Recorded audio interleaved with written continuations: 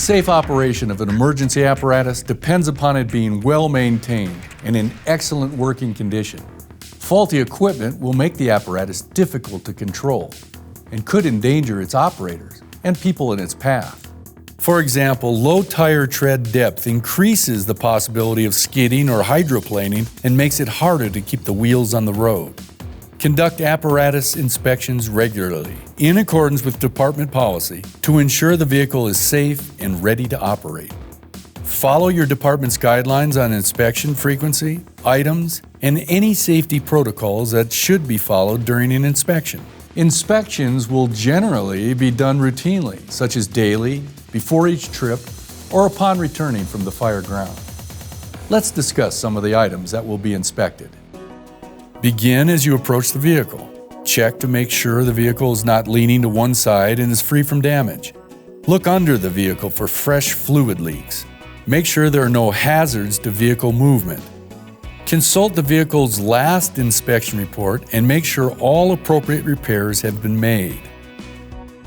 Ensure the batteries have the correct fluid levels and are free of corrosion. If maintenance-free, check the indicators for the correct color. The engine compartment has several components that should be inspected. Make sure the electrical system is free of corrosion and has tight connections. This may include the siren, lights, and other warning device connections. Check all fluid levels, such as coolant, engine oil, and hydraulic fluid. They should all be at the appropriate level with no leaks. Check the condition of associated hoses. Note that the engine may need to be running to check the automatic transmission fluid. However, coolant should only be checked if the engine is cool. Check the belts for tightness and excessive wear. Each belt should have the right amount of give. After starting the engine, check the gauges. Ensure they all proceed to normal operating status within the usual time for your vehicle. This may be a few seconds for some gauges, or after a few minutes of the engine warming up for others.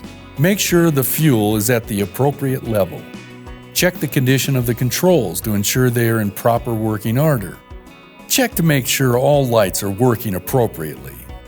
Check the mirrors and windshield. They should be clean and free of cracks or other obstructions. Inspect the windshield wipers. Turn off the engine and secure the parking brake.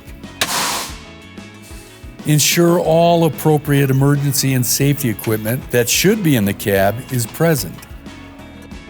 Check each tire's pressure and tread depth. Tires should not be under or overinflated. Tread depth should be at least 4/32 of an inch on all front tires and at least 2/32 on any other tires.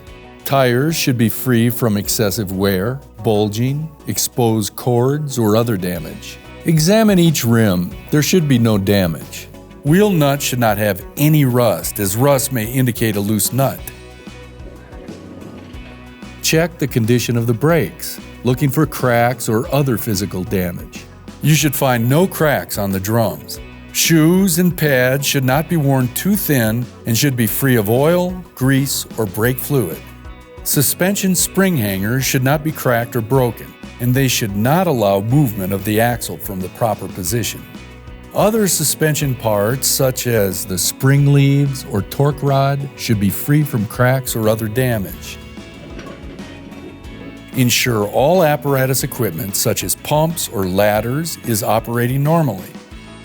All tools, appliances, and equipment should be present and in good working order.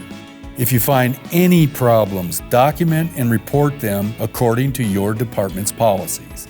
With regular inspection on each apparatus, you will help ensure your team will safely arrive on scene each time.